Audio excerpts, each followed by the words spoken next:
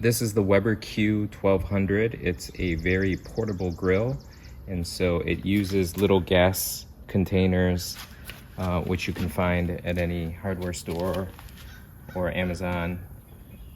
And so you just attach one of those. You could also buy an attachment to hook up a big propane tank. And so there's a thermometer here. There are some folding tables here. And then this is the dial to just control your heat.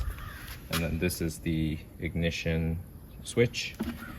And so it has these nice cast iron grates here.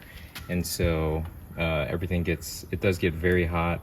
It works really well. It's just one burner, and then everything kind of falls into the middle, and then it goes all into that tray there. And you can also buy these replacement trays. You just slide it out.